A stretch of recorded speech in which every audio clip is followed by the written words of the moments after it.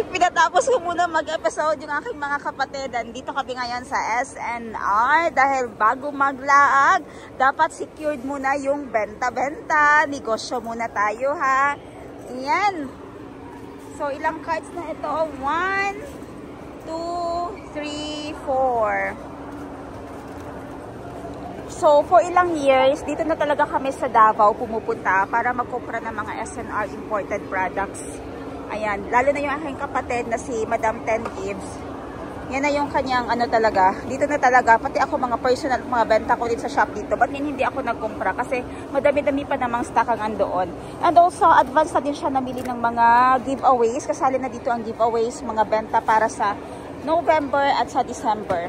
Gladly, kasama namin ngayon ang driver na nag-assist sa amin kasi sobrang bigat ng mga napamili talaga. Yan o, ilang ano yan. Ito lahat. Si Jay na lang siguro dahil mag-alsag ako ng mga bugat. Oo nga. Napay lang. Nagod ang ano ni Jay Cart. Barag i-close door na niya.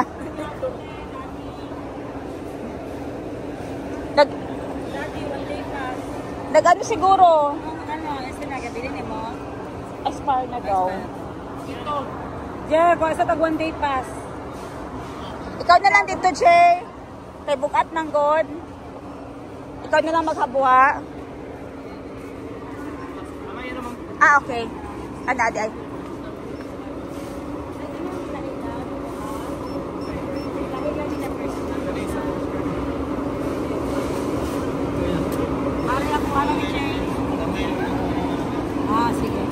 Kanilang imo sa no. Ay, paulay na lang ni. Ato bang. Ah, naisa niya. Okay. Paulay ka naman. Oo. Paulay lang ni. Kani pwede man isabay niya na. Kani naman ni alak. Sabay lang. Sige lang mo. Okay lang yung alak, sabay na daw ni. Oh, tanan na tabang katong iyaha kay ano lang. Okay. Tanan na ni dresser. Okay. Just lang ni kay personal link. Ali po kaya ako Dili lang ma'am. May mga pinamili kasing mga personal items. Kung mag-put up ka ng ano, sa amin kasi sa Jensen, 3 hours din to parang approximate 3 hours yung biyahe papunta dito sa Davao. So, hindi din basta-basta yung biyahe, no? Nabalikan yan. So, kailangan worth it talaga yung sakay ng van. Lalo na ngayon, pag hinahatid kami dito sa airport, Davao Airport, yung van pabalik, walang laman. Ops, ops! Yung ano, walang laman, 900, ay 1-2, dalawa na. Oo, social ka ayun, no. Mga contacts mo sa banks, mga friends, colleagues, na very important, mga VIP. Maganda siya.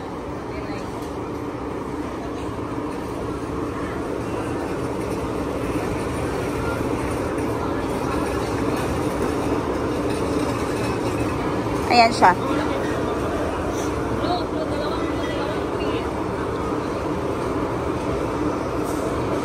Pareho ito ngayon pag hinahatid kami sa Davao dahil may flight kami bukas. Babalik yung van sa Jensen na walang laman. Sayang naman yung crudo, sayang yung biyahe na walang laman yung sasakyan. So, lalagyan natin ng laman para hindi naman lugi. Sulit. Yun yung mindset negosyante talaga. Dapat may laman yung sasakyan pagbalik para bawi. Bawi din. Napag-gastos ka ng malaki pero ibebenta mo din kasi siya. Hindi mo na kailangan mag-spend ng another day na pumunta lang dito para magkumpra. So, ngayon, squeezed ang time namin. Bago mag-check-in ay diretso na lang, kumpra na lang agad and ihatid na to ng driver diretso mamaya sa store ni Madam Ten Gibbs.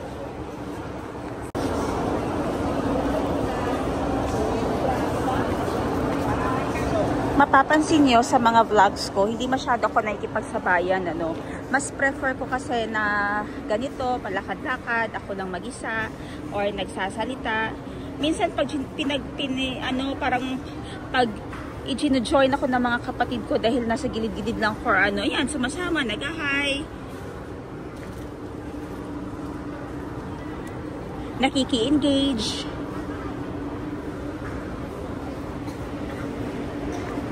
Pero more on serious talaga yung ano ko dito, yung documentation. Kahit na lang na maisip ko naman din na documentation.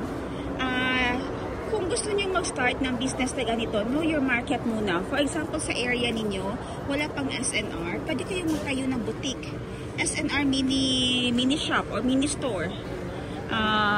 Na lahat lang na benta nyo ay SNR products. Kasi may mga tao talaga, 90% or 80% ng nasa community ninyo ay walang access papunta ng SNR, or masyado kung meron naman ay hassle na sa kanila, tapos ganitong bagay lang yung bibilhin nila. For example, nagki-crave sila ng ano ba, ng chocolate na sa SNR lang nabibili, tapos merong available sa'yo. Ang markup mo lang naman ay 50 or 100 pesos. So, piniprefer nila yun na sa'yo na lang bumili kaysa magbiyahe sila papunta ng SNR. Doon ka naman din kumikita. Of course, galingan lang sa posting, galingan lang talaga, sipagan sa posting. Kasi kung may business ka na, okay na yun, may business ka. But it doesn't mean na pag may business ka na, hindi mo na siya tatrabahuin. Dapat posting ka, laging sumasagot sa mga inquiries. Ayan, kung wala ka pang pwesto, kasi yung pwesto ay mahal din, pwede kang mag-start muna online. Yung stock mo nasa bahay lang. And magtsaga ka muna mag-deliver. Doon nagsisimula yung lahat. Kahit na wala ka pang store, may sasakyan ka, may motor ka, post ka lang. May available akong ganito, SNR na mga mani, mixed peanuts. Pwede kung gusto nyong umorder, free delivery na, ganyan. Pero hindi naman talaga totally free delivery. Depende sa tinubo mo, ha. Pwede kang mag-charge ng ad delivery lang po or free delivery na. Depende kung saan ka kikita. Depende kung saan ka kumikita. Pero pagdating sa negosyo, sipagan lang talaga is the key. Dapat masipag ka talaga kasi hindi natatapos sa pagbili ng product ang pagbibusiness. Dapat marunong ka din maki-engage sa mga customers mo. Marunong ka sa posting. Dahil ang pagnenegosyo ay isang malaking risk. Hindi siya tawag niyan. Malaki siyang risk na it involves effort. Effort talaga.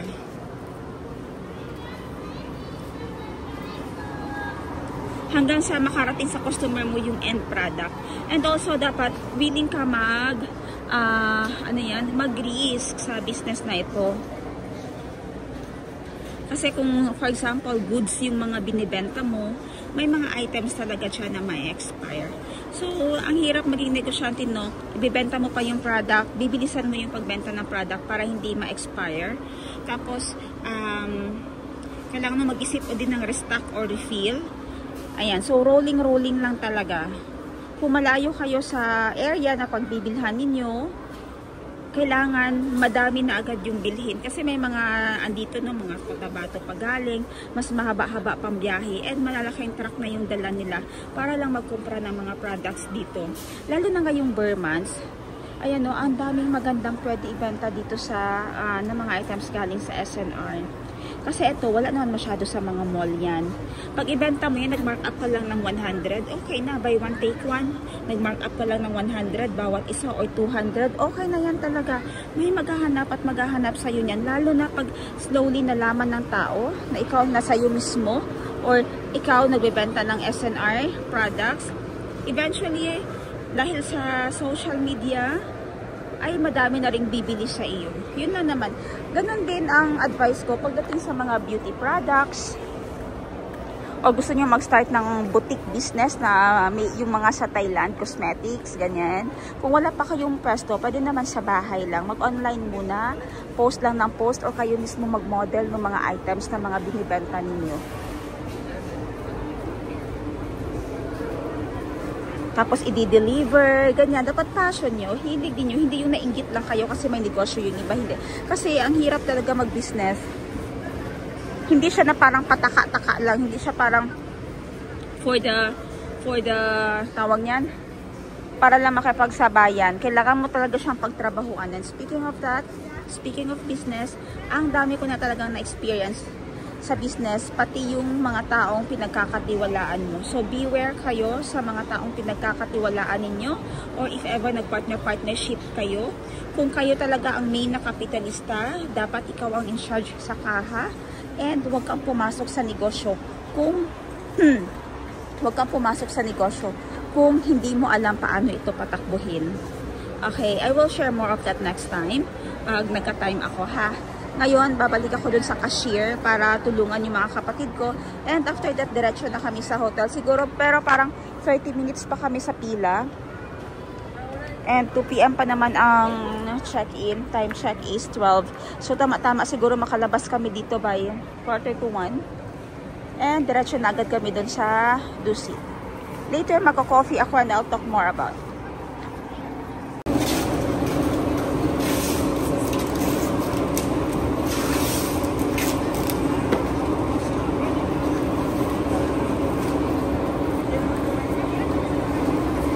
Okay! Magkano ang bill? Guess the bill! Mamimigay ng... Ayan o, ayan ang bill o. Ayan. Sister ko yan. Mamimigay ako ng 500 pesos sa makakahula. Grabe. Parang puno ang van nito, sis. Hindi tayo makasakay, sis. Hindi tayo makasakay. Parang... mag-ship na tayo. Jay, kasya pa mi, Jay? Kasya pa, ma'am. Kasya pa, ma'am. Ayan, Jay. Ayun nyo lang sa diyan. Ako sa pa.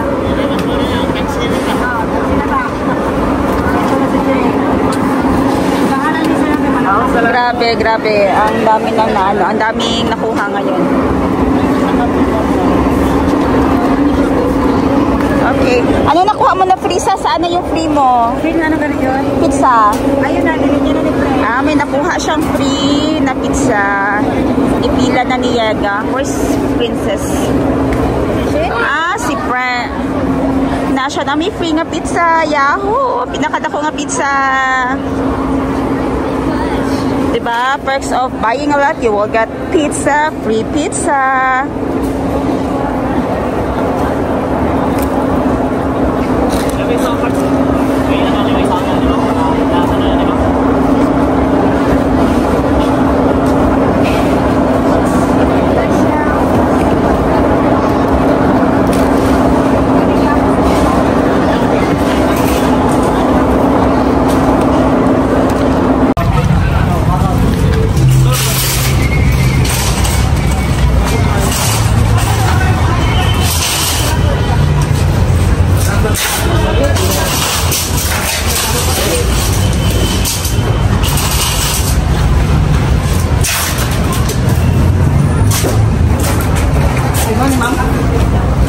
Dili. Dili pa na siya mao. Ano yung lamang mo? So, 4 cards. 1, 2, 3, 4. Hintay lang natin. Van gahapon to, pero Starex.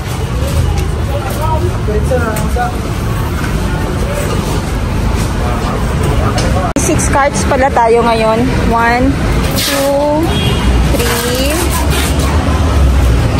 So, titinan kung mapagkasya 3, 4, 5, and 6. Asa siya nag-park? Ari o Starex, oo.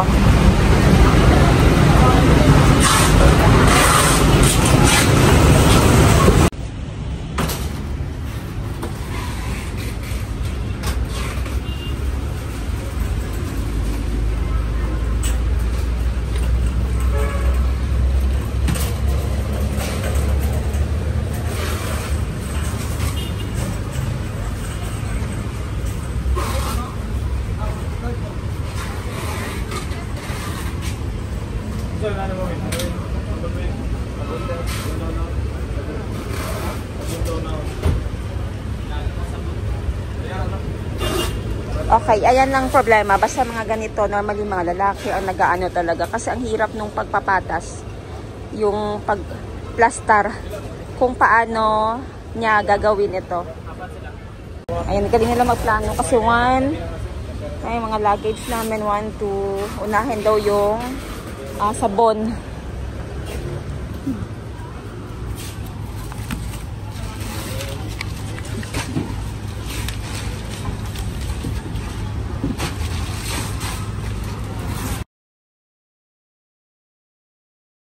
Okay, last card. Ang galing nila magpatas na. Hindi ko naman kita dito sa kabila. Napakainit. Ayokong pumunta doon.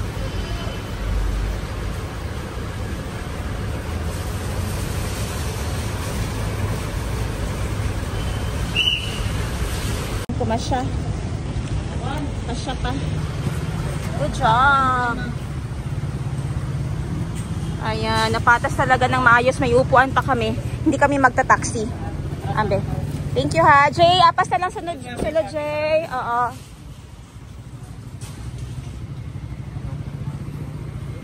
So, kakain na lang kami. Parang alauna na ba? Yeah. 1:45. Kain na lang kami.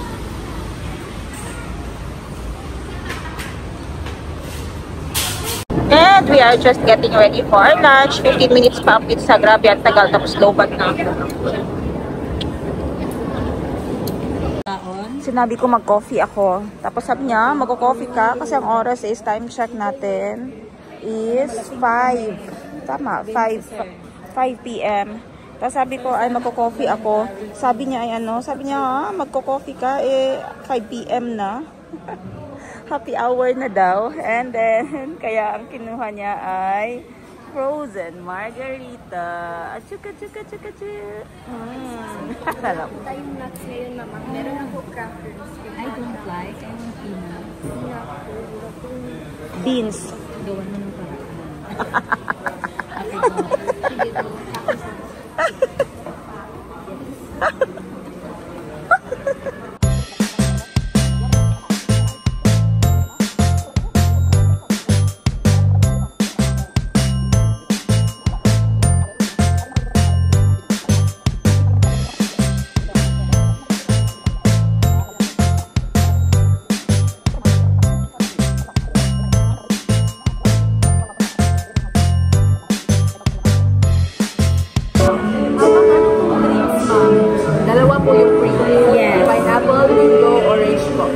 Pineapple.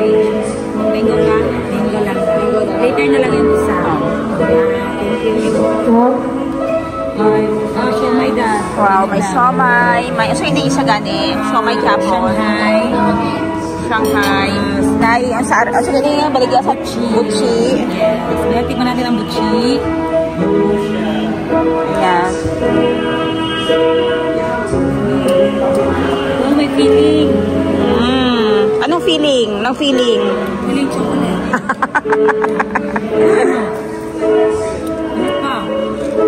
Ah, kainit. Wala. Kaya na. Pancit niya. Kami ng pancit. The best daw na. Sarap. Lagyan pa doon. Lagyan pa. Parang mukha ni Princess. Kami si Sami. Asa siya? Kaya mo, iyak-iyak na naman guys. Talagang nasadya sa nangyayari sa kanilang Anti-Crispin. Pero alam natin sila. Time will heal. Ano? The music. Pero ano man na siya, dili man na siya dugang copyrighted. Time will heal. Time will heal. And time flies so fast. After 1 year, we will laugh at this moment. We will just laugh.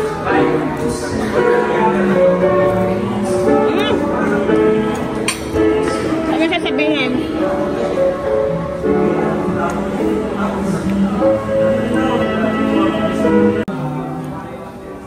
Ang sarap ng butsi, no? Yeah.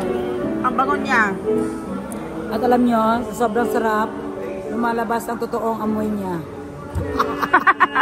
Amoy o kulay? Kulay pala. Chocolate feeling. Sarap nun. Ang sarap pala basta roasted guys. Dumi yung aking ano ba? Wait lang. Isang kagat pa, Ses. Isang kagat pa. Okay, isang kagat pa, Ses. Kalami.